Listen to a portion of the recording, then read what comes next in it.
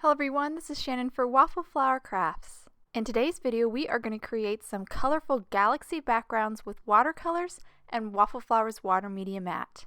To start today's card, I have the water media mat, some painter's tape, and some watercolor paper. This is actually Channin cold pressed watercolor paper.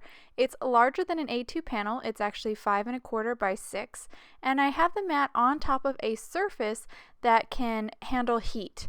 The mat is heat resistant, but you just want to be mindful that the heat will transfer to what's underneath the mat, so you want to make sure if you're going to be using heat like we are today that you have the mat on a heat resistant surface. So I'm just going to take the painter's tape here and tape around this watercolor paper directly onto the mat. The panel is larger than an A2 panel, and I'll actually trim this down later, but this tape helps to prevent warping while I watercolor. With the panel taped down, I'll now gather my supplies, some water, and I'm going to use Untitled watercolors today. First, I'm going to spritz some water into the colors that I'm going to paint with today, just to kind of get the paint rehydrated and ready to go.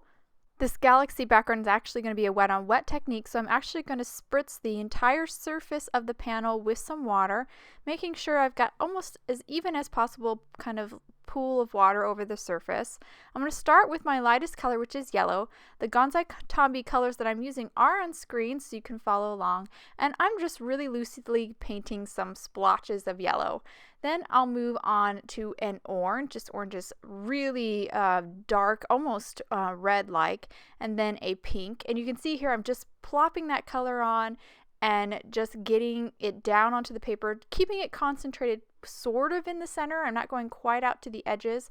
I'm going to do my dark blue there. I did a nice kind of turquoise green. Now a really kind of bright blue. I did get kind of it pooling there and mixing a little too much right in the center, just the water was kind of collecting there. So I used my brush, kind of dried it out and sucked up some of the water that was in the center there, just like a sponge. Now I added some purple and my dark blue. And these colors, because the surface is all wet, they're kind of mixing on the surface, which is exactly what I want. I do want to keep, though, the colors still somewhat their regular intensity, so I am stopping at some points and kind of cleaning up, just like you saw me do in the center, moving them around a little bit. I don't want to completely lose my lights due to the darker colors, so you'll see me, I'm kind of moving the colors around here, playing with it, getting some of the mixing, and also adding a little bit. I just added a little bit more of that turquoise green, and here I'm kind of trying to clean up because it is getting a little bit muddy there. The colors are mixing a little too much. And now I'm going to take my heat gun here, and you can see I can even move the paint around a little bit with my heat gun.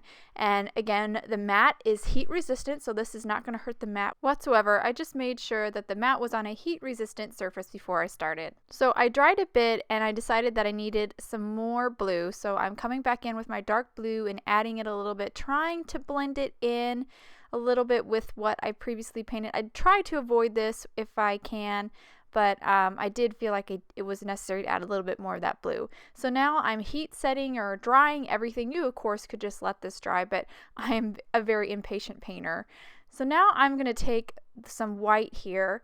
I just added some water to get it runny again, and I've got it on the tip of my brush here, and I'm just tapping the brush against my finger, and that's leaving little droplets of this white paint all over the surface, really creating the look of stars. This is really the final touch here. I think it's really what pushes this over to that galaxy look. And then I just dried that real quick, and now I'm going to remove the painter's tape. I'll now hold the panel up to the camera so you can get a better look at all those colors and the white dots, which are the stars. I really love this wet on wet technique. I love how the paint mixes, and I think the Untitled paints are especially good for this because they are a little bit more opaque than regular watercolors, and I think they just mix a little bit better because of it. I'm now just going to clean my mat with a damp chamois. It comes right off that watercolor.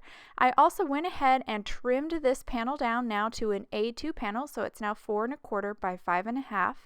This is the Rainbow Bridge combo set. It comes with some really sweet, wonderful sentiments, as well as these gorgeous dies, one of a cat and one of a dog walking over a rainbow bridge.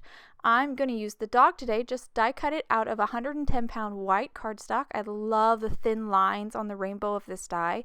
I'm also going to take this same dog and die cut it out of some craft foam. This white craft foam has a layer of adhesive on it, and I'm going to cut into that layer first. So that's the layer is up front, and that way it'll just make it a little bit easier to stick the cardstock panel to the craft foam panel. I'll go ahead and remove the foam negative pieces, and I went ahead off camera and stuck the cardstock right onto the craft foam. And again, it had an adhesive layer, so it's just like a big sticker, and it stuck down really easily. I'm going to set that aside and now work on my sentiment. So my sentiment is from the Rainbow Bridge combo set, the stamp set that's included in this set. And I'm going to do some heat embossing. So I have some black cardstock here. I put down some anti-static powder, and now I'm going to ink up my sentiment with Versamark ink and then just stamp it. I'm then going to pour on some white embossing powder, just tap off the excess, and then I will grab my heat gun and just heat set this.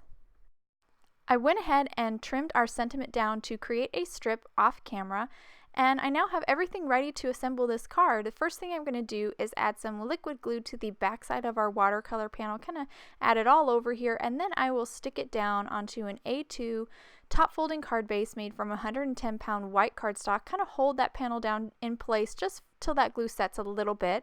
Then I will use the same glue to add a small amount of glue on the back side of our dog panel here and there.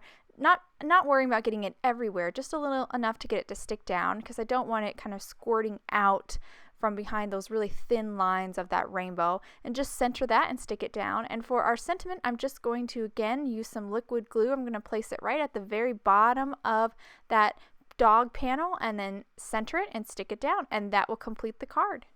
I'll now hold the finished card up to the camera so hopefully you can get a good look at that galaxy background. Also this gorgeous Rainbow Bridge die. Love the fine lines and details of it.